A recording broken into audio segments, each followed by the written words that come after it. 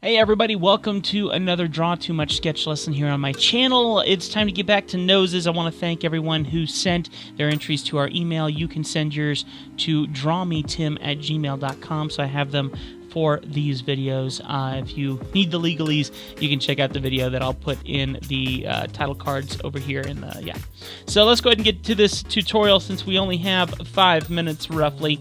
Let me get here. We are working on a Wacom Cintiq and drawing in Clip Studio Paint Pro. Okay, so as we can see here, we got a nose of this guy. I appreciate your email, by the way.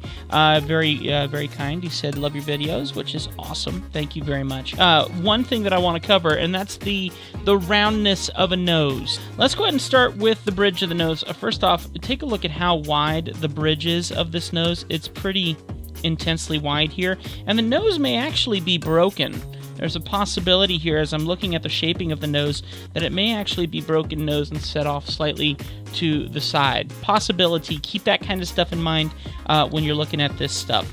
On top of that, let's go ahead and just build this shape down here on both sides like this. And you can kind of see that there's like a light source hitting this side of the nose.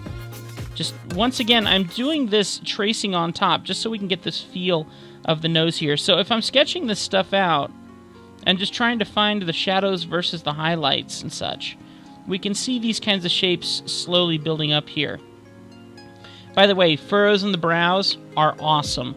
If you see that, include that in the caricature. That always makes for some cool stuff. So this is a generic shape of the nose, but if you look at what I've drawn, it's not truly the dimension of the nose. I mean, yes, it shows the structuring of the nose, but if I was to turn off my sketch, you don't see that dimension. Line adds sharpness and dimension. Line adds shadow.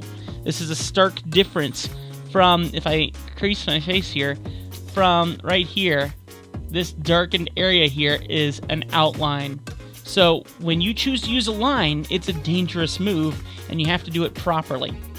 So in the same way, if we're actually looking at this nose more as we should, this is important information to have. Seeing where the light's hitting, seeing where the shadow's hitting, seeing where you need to put these defining tones and colors, especially if you're a painterly artist. But if you are an artist doing a lot of line work like I do as a caricature artist, then you got to see this other thing. Let's cover this real quick before we run out of time. Let me go ahead and erase this really quick. Now, let's look at the nose overall. This is where it's really important. If we start drawing this, the nose overall is this shape here. Okay? And you can actually see it kind of comes up back through here, and the bridge is there. So overall, this nose is very, very rounded. If I was to draw lines to focus on the rounding, you can see that it's more like this, until it gets to the tip about here, roughly, and then all the forms begin to change their shape going that way. And then everything that you're seeing here that's in shadow, that would build up these lines and things, that's all caused by highlight and shadow. So as you're drawing this caricature, you need to be looking for the hardest points of this and figure out how to complete this. Let me go ahead in one final little piece before we finish off our video and just show you what I would do here. Very strong burrow area here. I would go ahead and build up the bottom of the nose here. Okay, like this. And take that up that way, and then connect to this point here. I may bring a line down like this, and I may put a highlight point somewhere around here. And that would be the generic form that I would do to complete this nose. Now, of course, exaggeration's key, which we can look at other videos and things like that. But I just wanted to give you guys an important hint here. The line that you draw is going to ultimately change the nose, and a single line can make that difference. So by doing it this way, and learning to see the nose overall, and then find the hard points where a line is correctly put, like right here on my nose, this is a hard line. You would draw this line. You would draw this coming down here, even drawing up through here. You would draw all of that line. But everything in here, you wouldn't put so much detail on, maybe except right here along this bridge of my nose. Same thing here.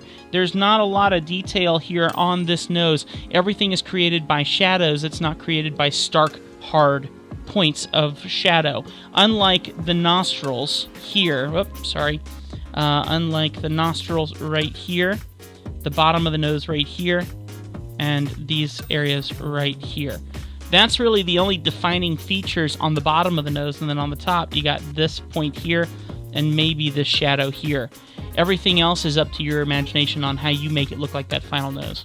We got more to talk about in future videos, but this is going to be that first step to get you to figuring out noses better. We need to look at this in many different sides. Remember, if you want to send us your images that we're using, you can do it at drawmetim@gmail.com. Send me your images. You have to be over 18 years old, please, and then or 18 or over. And then that'll help me be able to use those images, and we can use them for whatever we want. So if we create some cool graphics that we can sell to support the channel, that's awesome too.